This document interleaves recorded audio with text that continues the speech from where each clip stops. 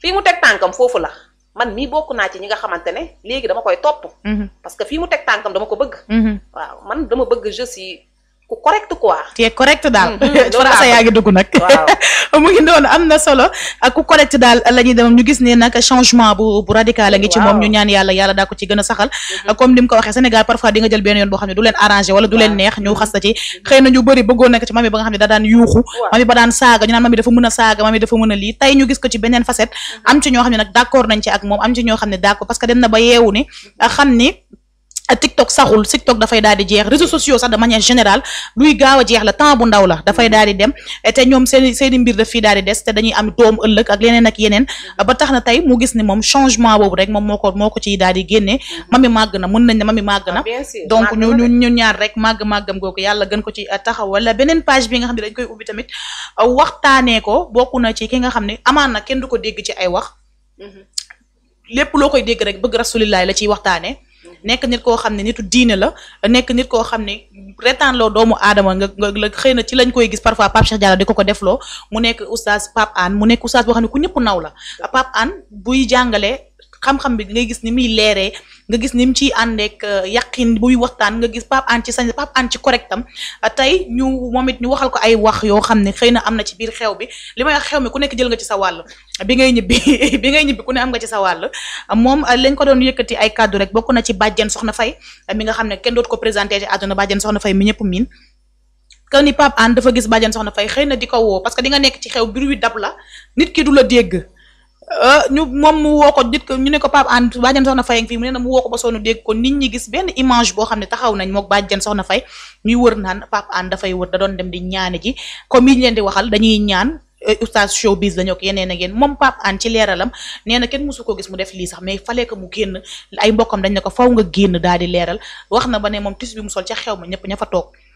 bokk na ci tissu bi gën a cher ci tissu yi ci biir xew mi te kenn jox ko ku dul bàjjen Soxna Faye mii ñuy wax moo ko jox addiya rasulilaay moom ñaanul kenn amelul kenn bor lebul fenn warul di taxawal di ñaan kenn mais nit ñi di acharné wu ci kon ñoom dañuy dem di ñaan nit ñi tout le temps di ko waxat ba xëy na moo indi tay leeral bi nga xam ne moom Pape Hann def na ko. bàjjen Soxna Faye du bu Mbàkke yu fay la. waaw non Pape Hann nekkul ci yooyu. dëgg yàlla ku dee ak sa bàmmeel. kii du ustaasu buzz. kii du ustaasu réseaux sociaux. Pape Hann mii bokk na ci ustaas yi nga xam ne ñun dañ ko daan suivre mu ñuy gunge. wax dëgg yàlla neex deret lañ ko mën a waxal. waaw mu gën a donte dina la jàngal mais day reetaan day kaf. wax dëgg yàlla tey am na yu ci bëri yoo xam ne sax Pape Cheikh moo ko ci daan dugal. moo ko daan tooñ xam nga. muy wax ñuy reetaan ak yooyu wax dëgg yàlla musuma ko gis tamit fu muy dem di tàllal loxo di ñaan. des fois da ngay gis benn action ci xew. sama genre bi duñu xam nu mu demee. teel ne damm na. du yoon parce que tey jii moom ustaas la. ki muy wax noonu bàjjen Soxna Faye moom séq nañ ñoom ñaar ay teraanga. defandoo nañ sax nee nañ màkk nekk fa ay fan. waaw defandoo lépp aj defandoo lépp ndax nee na la mbubb bi ma sol bàjjen Soxna Faye moo ma ko jox maa ñëw ci xew bi. te mbubb bu riche la. kon nga xam ne séq nañ teraanga des fois nit nag mën nga jàkkaarloo ak moom nii sax di ko woo xelam mi ngi ci yeneen. nit ñi seen xel a dem. xel yi dañuy dem wala. waaw coow li bari na ba nga xam ne yaa ngi koy woo mais du la dégg mais woowu ko ngir woo ñaan. xam naa woo na ko pour nuyu ko wan ko ne ñëw naa maa ngi nii. parce que nee na dafa am ku ne ko Pape bàjjen Soxna Faye de mu ngi nee xanaa gisoo ko. nee na pour bañ polémique moo tax mu doon ko koy nuyu mais xam nga ne bàjjen Soxna Faye du gis Pape Hann di ko woo mu koy bañ a faale. wax day yanu maanaa. lan lañ jote wuñu dara jàmm ak salaam lañ séq ak teraanga. mais nit ñi xew bi daal noo ci mënti def. xew bi li ma ci dégg bari na. li ma ci gis bari na. nañu bàyyi yooyu ñii xew nañ seen xew ci jàmm ak salaam. teraanga juddu na fa xaalis génn na fa oor ya. xale bi takk ba takk jamaa. xale bi takk ba takk jamaa macha allah sañse kaw ba suuf waay rafet na ba léegi nag nañ ko bàyyi nag. polémique bi bari na réseaux sociaux yi foo tourné ba tey ñu ngi ci xew bi de bàyyee buñ de. suñ tafee kii tey suba ñu ngi taf kee. démb rek romb naa ñu taf béti. di ko wax ay bal mais béti lan la leen def. béti defu leen dara ñëw na ci xew bi sañ sa ñu naan li mu sol kiyam yi di génn mais lan la nit li nga sentir pour sol ko. li nga sentir pour def na ko def. mais nañu may nit yi jàmm xew bi passé na il faut ñu tourner page xew bi nag nekk ci yeneen. mais chaque jour ñu ngi ci xew bi taf nañ Pape Hann suba ñu ngi ci béti gin suba kan la ñuy tafaat. taf nañ Mami Cobra. taf nañ béti tey ñu taf Pape Hann suba kan la ñuy taf nañ may nit yi jàmm. vraiment am déet. mu ngi noonu ñu may nit yi jàmm Pape Hann mi nga xam ni rek moom xëy na kenn déggu ko ci yenn détails yi bu fekkee tamit maas loolu mun nañ ko déglu dina ci baax wala buñ ko mënta déglu itim rek mu ngi noonu mu ngi ci internet bi yaakaar naa ne lu viral la effectivement mun nañ ko daal di déglu maas nga may ñu ko ñu déglu Pape Hann kaddu yi nga xam ne moom moo ko yëkkatil boppam kenn waxloo ko demul ci benn site woowul kenn dafa taal téléphone am wax parce que nag li muy wax carrément nee na faw ma leeral te naruma ko woon mais samay xat dañ na ma leeralal. waaw bien sûr. parce que taal sa téléphone moom di wax ay bal ñëpp a ko mën. muy góor di jigéen. amul ku ko mënul. ñëpp a ko mën mais nag dafa am ñoo xam ne dafa am lu leen di tënk. loo xam ne dafa ne seen ginnaaw duñ ko mën. mais nag buñ la toppee ba ci miiru wisukaay bi il faut nga génn. leeral comme nii mu def c'est bien. sànq am na ku génn leeral mooy sëru kii bi. Elimane Lam mais c'est bien Pape Hann tam mu leeral. pour xamal leen digganteem ak bàjjan soxna mii nga xamante ne jàmm ak salaam lañ séq wax dëgg yàlla mu koy defal ay teraanga ñu séq lu nekk ñoom ñaar mu nekk jigéenam kii nekk càmmiñam mais am na droit dajeeg moom ci xew bu dee bàjjan soxna gisu ko mu jóg woo ko wala mu dem nuyu ko loolu day dara parce que bàjjan soxna bu ko njëkkoon a gis day ñëw nuyu ko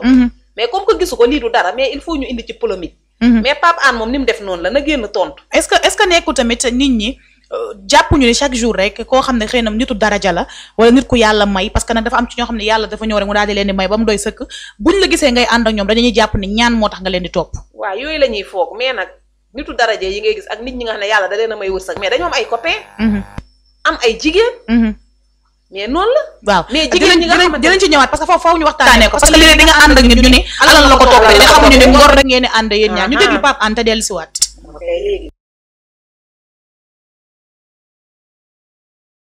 ok asalaamaaleykum lii du sama mënin mooy di tontu damay bàyyi nit ñi di wax ñi xamul li ñuy wax ak ñiy sos ak a créer jël samay bàkkaar daal di yóbbu ki ma tax di wax tey mooy bàjjan soxna Faye mi nga xam ni bërki démb daje nañu yàlla xam na ni lii bu mënuma ko mais sama xarit yee ma ni faaw nga wax Oustaz Modou Fall ak ñeneen ñi ma jege xam nañ sama digganteeg bàjjan soxna bàjjan sama rakk la sama xarit la borom këram bi génnaat dina ànd naa man ak moom ak bàjjan dem Màkka nekk fukki fan ak juróom ñooy ndekkeendoo añandoo reerandoo tawaafandoo Kaaba ga li ma sol keroog ñu ñëw ca tudd ma di góor xaw ma jigéen ñi lu ñu sol ku ma gën a seerlewul li ma sol gënoo maa seerle bàjjan ma ko jox addee yonent bi du benn du ñaar du ñett du ñeent man Pape Hann du ma ñaan du ma leb ameelu ma kenn bor ki méngoo sama dund mooy yonent bi alayhi salaatu wasalaam du ma taxawaalu fenn lu ma am sama liggéey yonent bi alayhi salaatu wasalaam méngoo sama dund ma biral loolu sama soppe yi nu xam loolu maa ngi leen di ñaan ngeen partager vidéo bii ndax da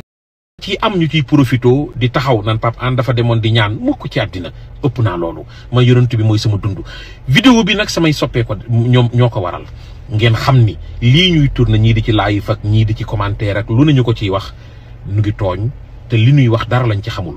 dama dégg ku ni bàjjan soxnaa nga ne dem Pape Hann dafa mel ni gisoo ko may dem pour yàq yi dafa bari wan ni ko gisuma la woon ma ñëw di ko woo dégguma ma koy woo dégguma ndax coow lu bari ak mbooloo mi bëgguma ko frustré ndax sama jigéenu bopp la sama xaritu bopp la Pape Ali Gueye mi génnaat dina yal na ko yàlla yërëm nekkoon borom këram di sama lépp Thierno Bandoom mii di sama xarit ma koy yëgal ni gis naa la di ko nuyu lii waral wax ci. J'avais à peine 16 ans quand j'ai mu ngi noonu am na solo yaa ko ñoo ko déggandoo li nga xam ne moom Pape Hann daal dina koy wax rek yamale ko ci digganteem ak ki nga xam ne moom mooy bàjjen soxna Faye di dëggal di biral ne jigéenam la demul ngir ñaan ko lan moo tax rek saa su nekk nit bu àndeek doomu aadama ñu naan ñaan a tax muy ànd ak moom wala kii de ànduk moom lu dul ànduk intérêt lan moo tax sénégalais am tendance chaque jour di def loolu. mais léegi bari na ci ñoo xamante ne léegi booy ànd ak ñoom ba ñu am alal wala yàlla soppi seen ñi nga xam ne noonu lañ meloon soppi seen lépp def leen millionnaire wala milliardaire yow mi nga xam ne da nga daan ànd moom sax da ngay reculer dem toog parce que yu mel nii moo tax da ngay dunguru da nga koy maral comme yi ñuy wax rek waaw dañ laa yónni xam nga rek yooyu am suñu réew mi léegi yow da ngay préférer yow mi nga xam ne amoo nga dem toog mais ki nga xamante ne moom comme que yéen a doon ànd defoo loondoo ngeen lu nekk moom su gisee loolu moom lan lay jàpp daf ma iñaanee daf ma soxoree bi ma amee ba tey la ma bàyyi am na ñoo xam da ngay ànd ak ñoom mais bëgguñu nga avancé boo avancé dañ lay bàyyi fekk du loolu dafa am ñoo xam ne dignité moo leen sonal ak personnalité mën nañoo bañ a am dara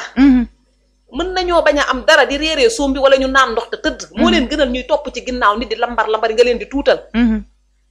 mais buñ fàtte ne ñun ñëpp ay nit lañ tey da ngay ànd ak nit yàlla def ko noo xam ne yow deful la ko mais da nga ko koy nangul mais nag moom bu mu faale yow tamit bul faale ànd leen te yàlla tax parce que Pape Ami dafa am lu mu la nee na kii sama rakk la man ak moom dañoo yàgg dëgg la kon lii tey boolewu leen bu ko fekkee ci xew sax nag war na koo jóg nuyu te su war a taxaw ak moom photo ak moom war na xoolal lenn du ci jub su ko yoon mayoon sax mu dem ñaan ko da koo war a ñaan parce que séq nañ ko parce que ñoo séqulal dara ngay gis ñu dem ci xew di ñaanaatu ñu leen di toroxal wala kenn du leen faale te séqoog ñoom dara kon tey jii koo séqal bu dee yow géwél nga wala dara nga mën nga dem am nga droit dem ñaan ko mais moom or yooyu yëpp booleew ko moom dafa dem pour saafonte Pape Hann mi ko am personnalité kii musu koo dégg dara ci réew mi moom rasulilaay rek a ko ñor leneen ñor rasulilaay rek a ko ñor ay waxam ay kàddoom chaque jour ci rasulilaay kàddu yu rafet ku yiw la mag mu yaru la nañ ko bàyyi mais dañuy wax li nga xamante ne moo am Sénégal génn naa cadre Pape Hann léegi damay def de manière générale ñu génn ci cadre Pape Hann ñu def de manière générale li nga xam ne moo xew léegi ci réew mi tey booy ànd ak dëgg la de yaa yee leeral de parce que réew mi dañuy wax ñu yóbbu say wax waaw léegi génn nañ ci Pape Hann yàgg na ñu ngi ci leneen léegi damay def de manière générale waaw balaa ji dem ci kaawu Kinde Ndiaye ñu am lu ñu analyser parce que nag faw ñuy waxtaan ci société bi doo ko dem ci kaawu Kinde waaw léegi yow mënoo di ànd ak nit ndeyaa guddi ak bëccëg suba ngoon tey yàlla def la ñëw rek indi ak xéwal parce que yàlla kenn xamul tey fii nu fi nit mel bay lappi-lappi yàlla la bu ko neexoon suba nga fay say lépp fay kenn dootu la gis kenn dootu la dégg wala mu rey la ci 5 minutes moo tax dara jaru cëfar ak yàkkan mais nag booy ànd ak sa nit yow yàlla def la noo xam ne defu ko bu ko fàtte bul ko fàtte même bu toogee ci koyam sax yow bul ko ci topp parce que des fois sa dignité moo la ko dul mayati parce que ndeyaa mën a yow depuis bu ñu nekkee xale ñi ngi doon ànd tey ji boo demee ba yàlla may la tur am noo mel yow ñëpp ngay gis dëgg la da ngay gis ay nit yu bees ay personnalité di la wuyu si tey bu ñuy invité am na bërëb yoo xam ne yow yaa fa mën a dem man mënuma fa dem mais bu mu tax nga foog ne man dama iñaan wala dama la soxoree non non non niveau yi ñoo du nekkati benn dëgg la parce que da ngay am ay xarit yu bees yoo xam ne ñëpp lay wuyu si fu ñuy dem yow la ñuy woo man duñ ma woo xamuñu ma mais yow yaa ma warul beddi da nga may xëcc à chaque fois même bu dee dañ la invité fenn sax war nga ma mën a woo wala nga ne la am na sama copine bu may àndal est-ce que mën na nekk suñ nanguwul nga ne ko garaawul bàyyil ba ma dem ba ñëw mais à chaque fois yow bul bàyyi noonu loolu yëpp nag lan moo ko indi est-ce que nekkul du waxtaan mooy manqué parfois ci diggante nit ak doomu moroomam parce que nag xam nga ñun Sénégal dañu tàmm duñu communiquer duñu waxtaan dañuy xëy rek juger la te sans ci ñu waxtaan ak yow parce que mën naa di ànd ak yow nga xëy am noo doxale éliko ma wala ne la Léa li tax bi ngay def lii defoo ma lii wala bi ngay dem lii waxoo ma lii wala man ka dama gis ne yow Léa léegi da nga changé ñu waxtaanee ko ku nekk génn li ci sa xol mu daal di jeex mais déedéet ku ne da ngay toog sa coin jàpp sa ñàmbur non bu dee ànd yoo xamante ne du ànd réseaux sociaux yooyu ànd yooyu du garaaw parce que yooyu da ngeen di jote ci suuf ngeen dem jiboowaat ci suuf mais nit sax mën ngay ànd ak moom même ci réseaux sociaux bi ànd doo réseaux sociaux téléphone bu fayee lépp fay yéen ñaar doo ngay des ànd nit ak nit est-ce que mënuñu di waxtaane loolu waa léegi nag jamono tollatul foofu ndeyaa yow gis nga li xew ci réseau yi tey bu ma xaritoo woon ak yow tey jii bu ma xuloowee ak yow du ma yàkkamti lu génn ci réseau yi loolu moo xew léegi loolu amatul xanaa ngeen nekk ay nit dëgg pourtant am na ñaari xarit yoo xam ne ay keuse lañ ñu ngi fii ci réseau yi li xale yi di jaay la ñuy jaay gën ñu leen a siiw seen ànd dafa sincère damay tudd sax seen tur Marichou ak keneen kii mama kii nu mu tudd mama bi noonu mama beneen mama bi kii la big mama merci ñaar ñooñu seen ànd dafa sincère de te ñu ngi ci réseau yi xale dàqu leen fi xale gënu leen a mën a jaay mais kenn déggu leen ci dara dañoo effacé wu toog seen coin est-ce que xam nga ne ñoom ñaar xaritu benn bakkan lañ ndeysaan booy seet kee demal kër kee dégg naa tëdd sax bokkul lal sax dañ koy def macha allah kon ñooñu seen xaritoo kan moo ko gën a sincère pourtant dañuy xuloo de dañuy xuloo nit jënt seeni mbir ci suuf mais loolu moo jafe xarit yooyu moo jafe léegi boo xulooyee sa xarit ak fii réew mi toll nii ci réseau yi ngay dem wala nga jéem a contacter kenn ku ne ci réseau ne ko yàqal ma diw duma ci feeñ ñu xëy di wax kooku ay bal sa xarit fekk na lépp yow la réseau yi musiba la ñu indi xam naa ne nag am na ñoo xam ne ñu ngi ciy nekk di ci liggéey di ci gis seen bopp mais li muy yàq moo ëpp mais nañu moytu réseau yi te ñuy xaritoo te yàlla tax su la leeree ne yéen seen jikko mën na nekk xaritoo leen te yàlla tax dara bëri bañ a génn ngeen ànd rek sax mën ngeen a sax rey nit te kenn du ko xam mais léegi xarit yoo xamante ne bu kii defee dara yàkkamti ngeen xuloo ba nga siiwal ko bëri na yu fiy génn kon xarit amatul bëri na yu fiy génn léegi sa xarit moo koy génne parce que tey mën nañu ànd def dara loo xam ne yow bugguma woon kenn xam ko yow rek a ko xam mu xëy génne yaa ko génne loolu moo am léegi ci réew moo tax léegi ñëpp ragal xarit il faut tamit ñuy bàyyi xel ci loolu moo tax nag kenn wóolootul kenn ku am sa yaay def ko xarit ku gisul sa yaay boo amee doom defal sa doom xarit dëgg parce que sa yaay du la mës a weer sa doom du la mës a weer